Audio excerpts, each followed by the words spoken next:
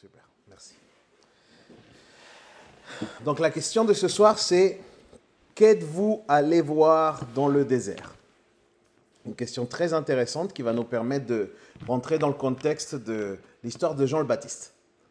Okay? Luc chapitre 7, à partir du verset 24, nous dit « Après leur départ, après le départ des messagers de Jean, je le lis en version sommaire, hein, Jésus saisit cette occasion pour parler de Jean à la foule.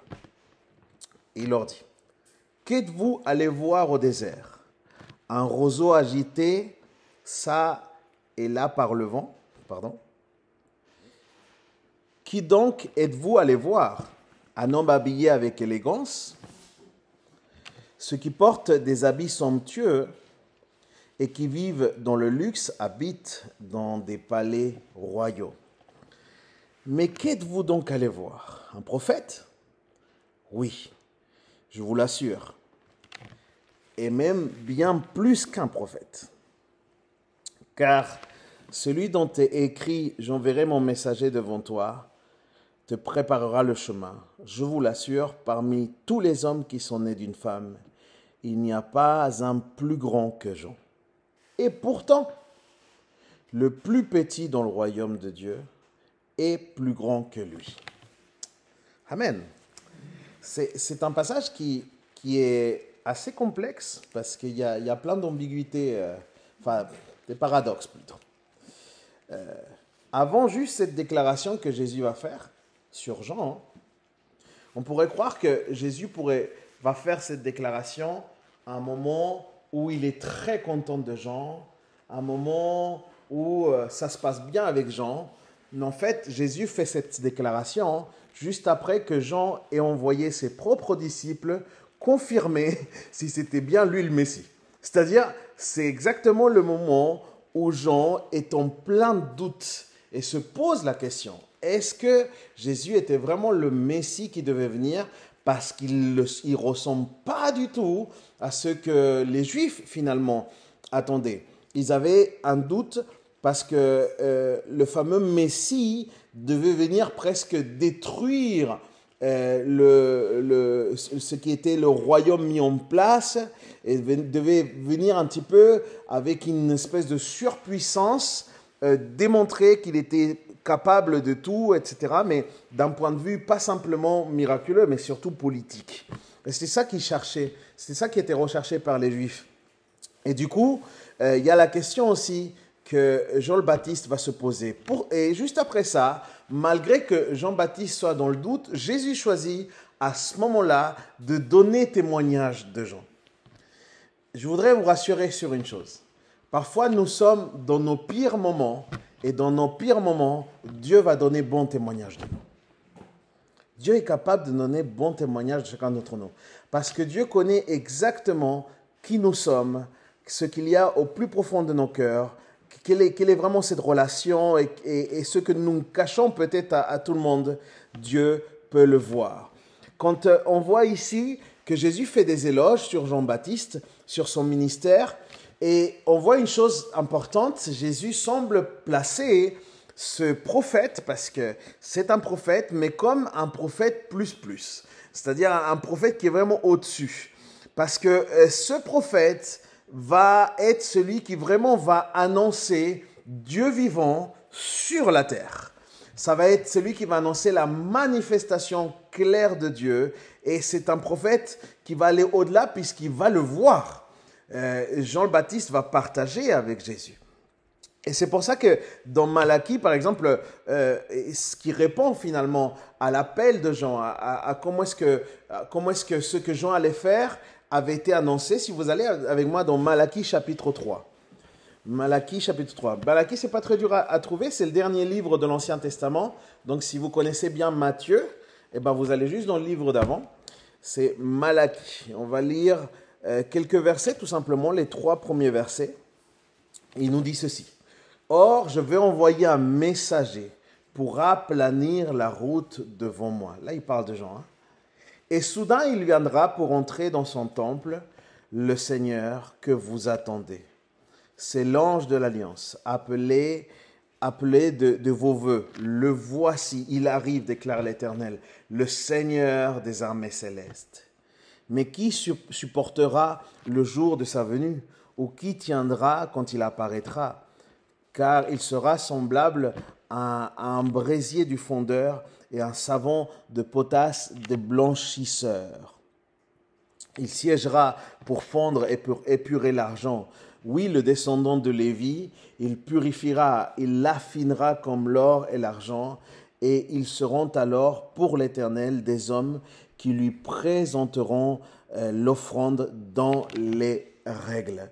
Voilà ce qui était dit sur le rôle de celui qui allait venir et sur qui, justement, ce fameux prophète allait annoncer. C'était vraiment le Fils de Dieu qui allait venir. Et comme je vous le disais, ces textes-là semblent présenter vraiment un grand soldat qui allait justement par la force exterminer ou s'imposer face aux ennemis. Et c'est là où il y a une grande différence. C'est que Jésus ne l'a pas fait par la force, il l'a fait par l'Esprit. Il est venu auprès des personnes, il a changé le cœur, il les a purifiés lui-même. Et il est là en fait. Et Jésus nous dit sur Jean le Baptiste, parce que Jean le Baptiste à ce moment-là aussi était méprisé parmi les gens. Et juste après lui, en plus, Jean-Baptiste devait laisser la place parce qu'il ne s'agissait pas de s'annoncer lui, il s'agissait d'annoncer le Fils de Dieu. Et donc, ce qu'il dit Jésus, c'est il dit, ne vous trompez pas sur Jean le Baptiste. Pourquoi? Parce que Jean-Baptiste était vraiment celui qui était important puisqu'il allait annoncer vraiment celui qui allait apporter la justice. Jésus venait effectivement pour purifier, mais il va purifier les gens au travers de son propre sacrifice. Il va purifier les gens au travers du salut. Jésus allait être le sauveur, mais au travers de son sacrifice, et non pas en anéantissant un empire qui était en place, comme l'attendaient les Juifs. Ensuite, dans la même section de Luc 7 qu'on étudie ce soir, le verset 28 nous dit « Je vous l'assure, parmi tous les hommes qui sont nés d'une femme, il n'y a pas plus grand que Jean. Et pourtant, le plus petit dans le royaume de Dieu est plus grand que lui. » Et regardez ce qu'il dit dans le verset 29. Tous les gens du peuple et tous les collecteurs d'impôts, qui ont écouté le message de Jean, se sont fait baptiser. Par lui, ont reconnu que Dieu est juste. Et ça, c'est très important ce que Jésus dit là, parce qu'il est en train de parler de la pertinence et de l'efficacité du ministère de Jean. Le ministère de Jean fut un ministère d'une grande efficacité parce qu'il y a eu un nombre important de personnes qui se sont baptisées. Et n'oublions pas que c'est ce qu'on appelle le baptême de repentance qui était annoncé à ce moment-là. Quelque part, il était ce précurseur vraiment du Messie. Et vous ne le savez peut-être pas, mais en fait, quand on s'intéresse un petit peu à l'histoire de Jean le Baptiste, on apprend que le papa de Jean le Baptiste était un prêtre. Le papa de Jean le Baptiste était un prêtre qui exerçait dans un temple. Et moi, ça m'a beaucoup interpellé parce que je me suis dit, mais pourquoi alors Jean le Baptiste se trouve dans le désert plutôt que dans le temple? Si c'était un prophète, peut-être que sa place était dans le temple. Et il semblerait qu'il y a un message déjà, et dans la vie, et au travers de qui il est Jean le Baptiste, mais aussi au travers de comment est-ce qu'il le fait. Ça parle beaucoup sur ceux qui pouvaient se vivre dans ces fameux temples. C'est comme s'il disait, « Hé les amis, la gloire de Dieu n'est pas dans le temple avec les religions. Elle n'est pas dans les traditions. La gloire de Dieu n'est pas dans l'hypocrisie des gens. Si vous voulez vraiment expérimenter la gloire de Dieu, vous devez vous repentir. Venez au désert et repentez-vous. » Et il y en a qui réfutaient, mais nous, on est les fils d'Abraham. Comment est-ce qu'on va se repentir? C'était quelque chose d'affolant pour eux qu'on leur dise qu'il fallait se repentir. Et il va leur dire, non, ne me dites pas que vous êtes les fils d'Abraham et que du coup, vous avez le salut. Parce que je vous le dis, il peut se lever parmi les pierres. Il va prendre cette expression, parmi les pierres, les fils d'Abraham. Repentez-vous. Et le message était fort. Repentez-vous, changez votre manière de voir les choses. Il a préparé vraiment le chemin pour une véritable repentance quand Jésus allait arriver. Et ceux qui cherchaient vraiment Dieu, les amis, ils se sont repentis du temps de Jean. Ceux qui cherchaient vraiment Dieu, en entendant le message de Jean, ça a fait écho dans leur cœur. Et ces gens-là qui ont écouté le message, c'était justement les gens qui n'allaient pas dans les temples. Et c'est ça qui, moi, m'interpelle ce soir. C'est qu'il y a un message que parfois est dur, un message qui n'est pas simple à partager. Et ce qui est fort, les amis, c'est que ce message touche les personnes qui ne sont pas dans le temple. Et pour moi, c'est extrêmement encourageant en tant que prédicateur de la parole de Dieu, à savoir que la parole de Dieu a une telle pertinence que même pour quelqu'un qui n'est pas grandi dans une culture chrétienne, elle peut être touchée par la puissance de la parole. Et ça, c'est quelque chose d'important aussi pour vous parce que nous sommes tous appelés à être des témoins. Les gens qui étaient là, c'était les gens du peuple. Quand la Bible prend cette expression des gens du peuple, ce n'est pas forcément quelque chose de beau, c'est plutôt péjoratif en fait. En gros, il est en train de dire les gens qui n'étaient pas considérés parmi les grands. Les collecteurs d'impôts, ce n'étaient pas les gens les plus appréciés. En fait, c'était ceux qui étaient mal vus par les religieux. Cependant, dans le verset 30, comme on l'a lu, il est dit, mais les pharisiens, regardez, continuez à lire avec moi le chapitre 7, on va au verset 30, il dit, mais les pharisiens et les enseignants de la loi qui ont refusé de se faire baptiser par lui, ont rejeté la volonté de Dieu à leur égard. C'est très très fort. Les pharisiens, les enseignants, ceux qui justement jugeaient que les autres n'étaient pas dignes, ceux qui jugeaient les collecteurs d'impôts, ceux qui les condamnaient, eh bien ceux-là qui pensaient connaître la parole de Dieu n'ont pas écouté quand Dieu les a appelés au travers du prophète.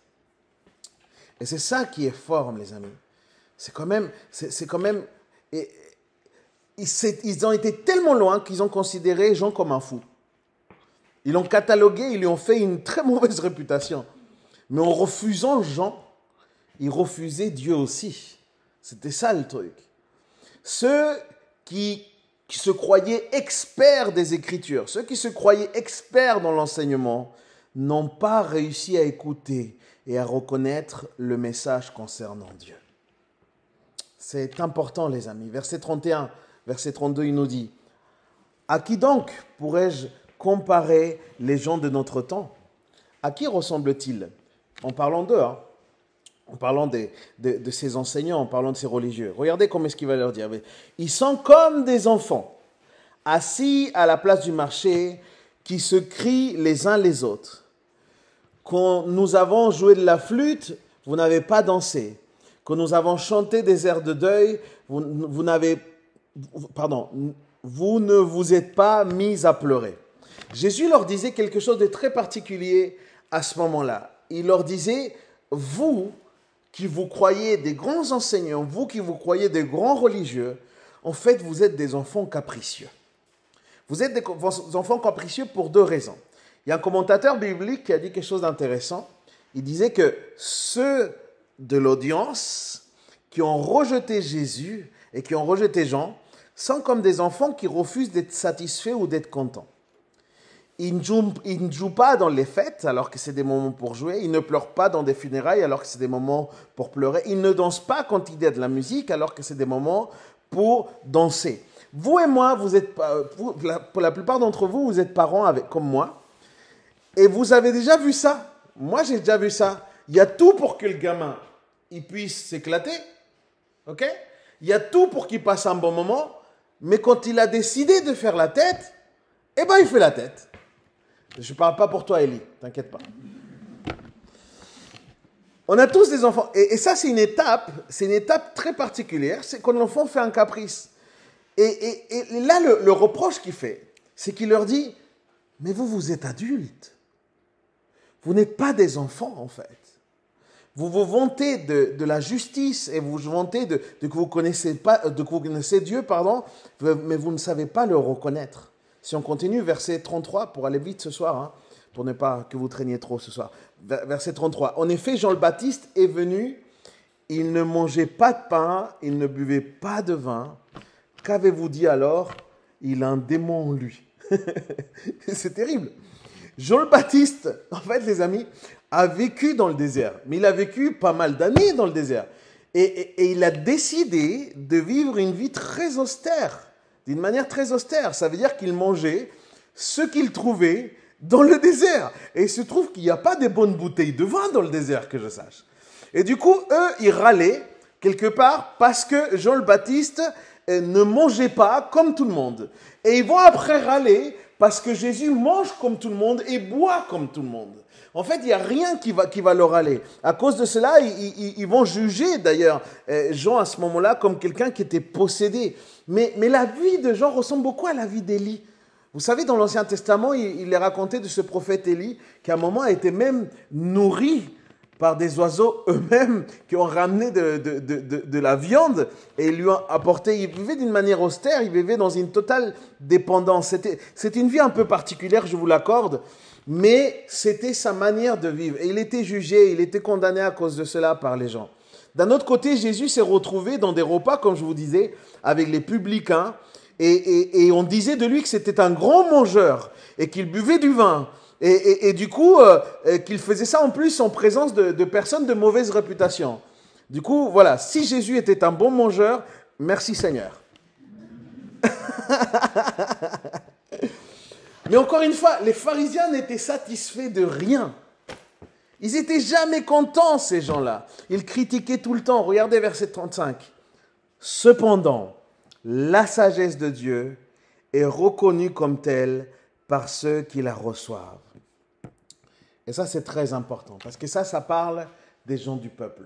Ça parle des publicains. Ça parle des collecteurs d'impôts. Ça parle des gens qui n'étaient pas forcément des gens dits religieux. Parce que quand les publicains et les gens de mauvaise réputation écoutaient Dieu, ils ont reconnu le Fils de Dieu. Et c'est là la différence. La sagesse qui avait été aussi dans le ministère de Jean le Baptiste et qui du coup lui avait donné une grande efficacité en ayant pu baptiser des centaines de personnes, et ben cette même sagesse se trouve dans le ministère de Jésus. Pourquoi? Parce que les gens pouvaient reconnaître Jésus. Et ceux qui pouvaient reconnaître Jésus, c'était ceux qui s'humiliaient. C'était ceux qui recherchaient Dieu, ceux qui recherchaient la volonté de Dieu de tout leur cœur. Pour ceux pour qui les gens, en fait, n'étaient pas considérés comme des sages. Vous savez, il y avait vraiment ce système d'élite, en fait. C'était une époque, l'époque romaine, c'était une époque dans laquelle tout le monde voulait être parmi les élites. Et les gens se faisaient une espèce de carrière de leur propre vie et ils essayaient de ne pas commettre ceci et cela, histoire de toujours être très très bien vus. Leur réputation, c'était quelque chose d'extrêmement fort. Et là, ce que Jésus dit, c'est que les personnes qui finalement ont été considérées comme insensées, eh ben en fait, elles ont été sages parce qu'ils ont reconnu Dieu. Et ceux qui étaient reconnus comme sages par les gens, eh ben en fait, ils ont été insensés parce qu'ils ne l'ont pas reconnu. Et il est là la différence. Il y a ceux qui se sont humiliés et se sont approchés de Dieu. Et du coup, il y a le pardon qui leur a été accordé. Et puis, il y a les autres, tout simplement. Et ce verset 28, moi, m'a interpellé. C'est le verset qui peut être le plus conflictuel, si vous voulez. On va revenir sur le verset 28, parce que moi, ça m'a interpellé, peut-être que ça vous interpelle aussi, quand il dit « Je vous l'assure, parmi tous les hommes qui sont nés d'une femme, il n'y a pas plus grand que Jean. » Et pourtant, de l'autre côté, il dit « Et pourtant, et ce pourtant, moi, c'est celui-là qui me déstabilise, le plus petit dans le royaume de Dieu est plus grand que lui. » Du coup, il y a quelque chose, un antipode là, c'est quelque chose de très étonnant. En fait, Jean le Baptiste est celui par lequel il y a un changement d'air, littéralement. Jean le Baptiste est le dernier prophète de l'Ancienne Alliance. C'est comme si c'était le dernier prophète de l'Ancien Testament dans le Nouveau Testament. Vous voyez ce que je veux dire? C'était le dernier prophète qui allait annoncer Jésus lui-même. Son rôle était de préparer le chemin, pas simplement le chemin de Jésus, mais le chemin de la nouvelle création. Puisqu'à partir de Jésus, il y a des nouvelles créatures. Nous allons naître de l'Esprit, nous allons naître de Dieu. Donc, il faut aussi se rappeler qu'être prophète à cette époque-là, c'était ça la complication. Être prophète à cette époque-là, c'était accepter de ne pas forcément être aimé. quand on était prophète, on n'était pas les gens les plus populaires. Bien au contraire, le véritable message des prophètes était un message qui dérangeait. C'était un message qui était très dur à entendre. C'était un message qui était dans la confrontation parce qu'il devait appeler à la repentance les gens. Et Jean était très important à cause de cela parce qu'il a porté à une époque complexe un message qui a été dur. Et il l'a fait juste pour annoncer et il a été en présence même de Jésus. Mais pourquoi c'était aussi le plus petit? Eh bien, c'était le plus petit du royaume de Dieu. Parce qu'en fait, c'était aussi le moins important, si je peux dire ça, parce que le plus petit du royaume de Dieu est le plus grand dans le royaume de Dieu aussi. Pourquoi? Parce qu'en fait, toute l'œuvre que Jean-Baptiste a fait, ça a été pour préparer ce qu'elle est arrivé par la suite. Toute personne qui est dans le royaume de Dieu a une importance particulière parce que toute personne qui est dans le royaume de Dieu a été au bénéfice du grand sacrifice de Jésus.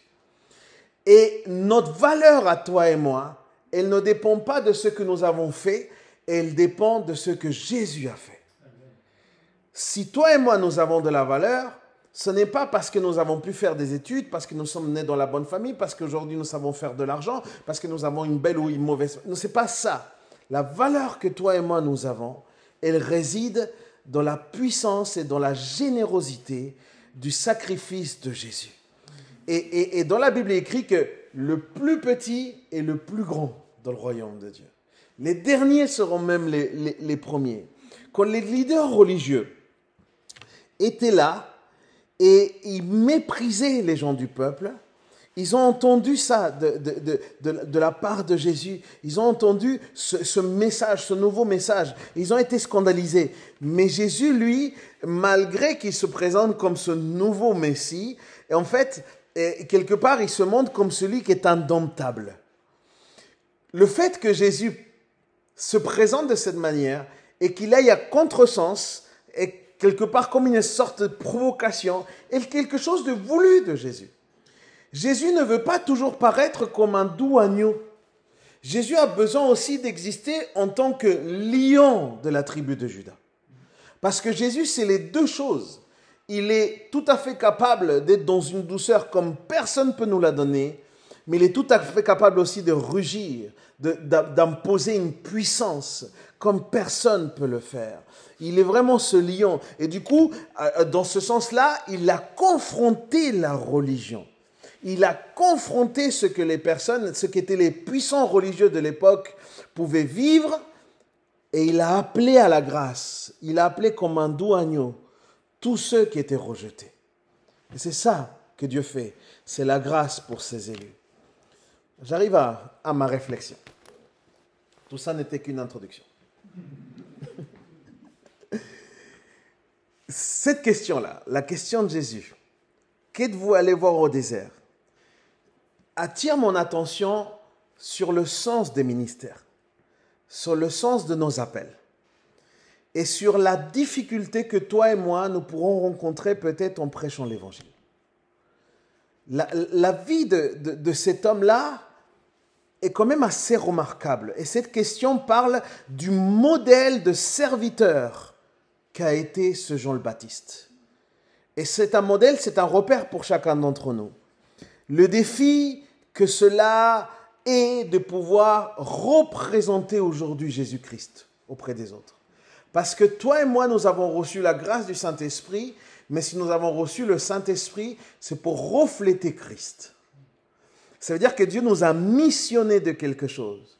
Porter le message de l'Évangile engendra forcément un certain regard sur nous. Et c'est ça que je voudrais rappeler ce soir. Peut-être que certains vont nous prendre pour des fous, comme ils ont pris pour un fou ce fameux Jean le Baptiste. Peut-être que certains se disent déjà, mais pourquoi elle va à l'église toutes les semaines, celle-là? Qu'est-ce qu'elle fait aller à l'église toutes les semaines, elle va à l'église? Mais qu'est-ce qui lui prend? Parfois, elle va 2 fois par semaine à l'église. Qu'est-ce qui lui prend? Il y a des gens qui vont se poser des questions. Mais qu'est-ce qu'elle fait là-bas? Qu'est-ce qui se passe? Si justement on a un bon témoignage, les gens vont se demander la question, mais pourquoi cette personne, alors qu'on l'a blessée, alors qu'on a tellement mal parlé d'elle, elle pardonne des choses aussi graves? Et les gens vont nous dire, mais vous êtes fous, c'est pas possible. Qu'est-ce qui peut se passer? Les gens ils vont se demander aujourd'hui dans notre société, comment est-il possible qu'on croit encore au mariage? Pourquoi on croit que le mariage, c'est le meilleur cadre pour pouvoir permettre à une famille qui s'épanouisse? Il y a des gens qui vont nous prendre pour des fous. Ils vont nous dire, mais ça n'existe pas, ça, les mariages pour la vie. C'était une autre époque. Il y a des gens qui vont aujourd'hui nous regarder bizarre. D'autres peut-être vont dire, ils croient vraiment qu'il existe une vérité absolue. Ils croient vraiment que Dieu existe. Et les gens vont nous regarder d'une certaine manière. Peut-être on va être isolé à cause de cela. Peut-être on va être jugé à cause de cela. Et c'est là où le modèle de Jean est intéressant. Parce que c'est exactement ce qui lui est arrivé à lui aussi.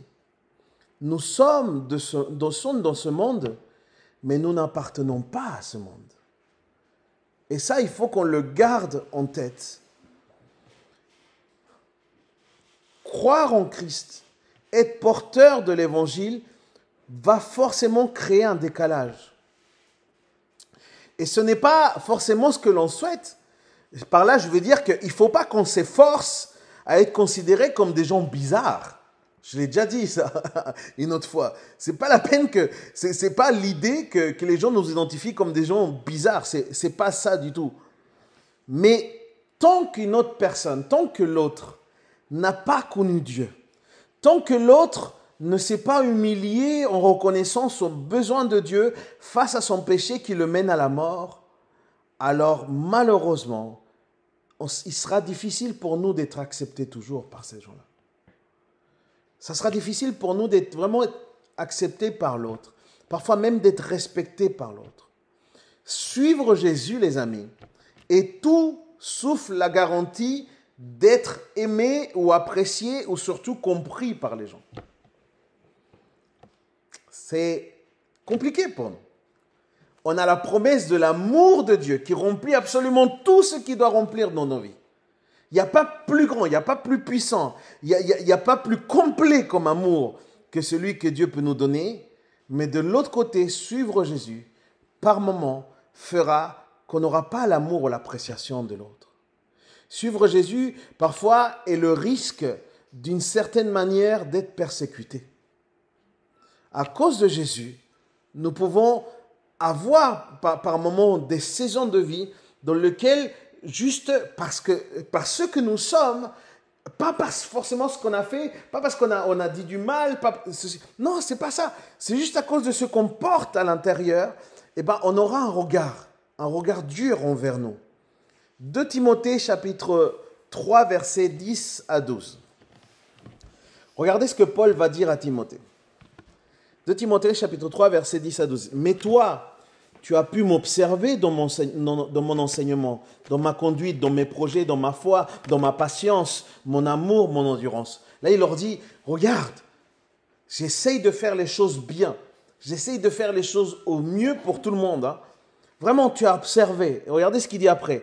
Tu as pu voir quelle persécution et quelle souffrance j'ai enduré à Antioche, à Iconium et à Lystre. Quelle persécution en effet n'ai-je pas subie? Et à chaque fois, le Seigneur m'en a délivré. Voilà la bonne nouvelle pour toi et pour moi. Regardez ce qu'il dit après. En fait, tous ceux qui sont décidés à vivre dans l'attachement à Dieu par leur union avec Jésus-Christ connaîtront la persécution. Les amis, c'est important qu'on le tienne en tête, ça. C'est important qu'on le garde frais dans nos cœurs et dans nos pensées. C'est important parce que vivre le véritable évangile va nous coûter vraiment et ça va nous amener dans des temps de persécution. Et je le dis par moments parce que je remarque que certains vivent ou pensent qu'il peut y avoir un certain glamour dans l'évangile. Et moi, je vois qu'il y a des personnes qui peuvent devenir extrêmement célèbres. Du coup, l'évangile ou l'église peut être comme une espèce de tremplin pour la popularité. Il y a des gens qui ont vu des bénéfices, ils ont vu des business grandir parce qu'ils étaient à l'église. Mais mon ami, si tu crois que c'est ça l'évangile, tu es bien loin de l'idée que Jésus lui-même se fait de l'évangile. Je ne dis pas que ça ne peut pas arriver, mais je dis juste pas que ça... Enfin, je dis juste que ça ne doit jamais être l'objectif. Ça ne peut pas être l'objectif. Parce que ce qui est certain, les amis, c'est que le véritable évangile dérange. Le véritable évangile dérange. Il dérange l'homme et la femme qui veulent se suffire à eux-mêmes. Il dérange les égoïstes, il dérange les orgueilleux de ce monde. L'évangile dérange parce qu'il se présente comme une vérité absolue, comme la véritable liberté et comme le véritable amour. Et c'est pour ça qu'il dérange cet évangile. Parce que tout se trouve en Jésus et tout dépend de Jésus et tout vient à partir de Jésus et tout a comme pour objectif Jésus. Alors il ne faut pas qu'on soit étonné, les amis, si des critiques viennent, si on nous méprise, si parfois on a des faux témoignages sur nos personnes. Il ne faut pas s'étonner de ça, parce que c'est aussi cela, suivre Christ. Christ a dit, si quelqu'un veut venir à ma suite, qu'il prenne sa croix, qu'il renonce à lui-même et qu'il me suive.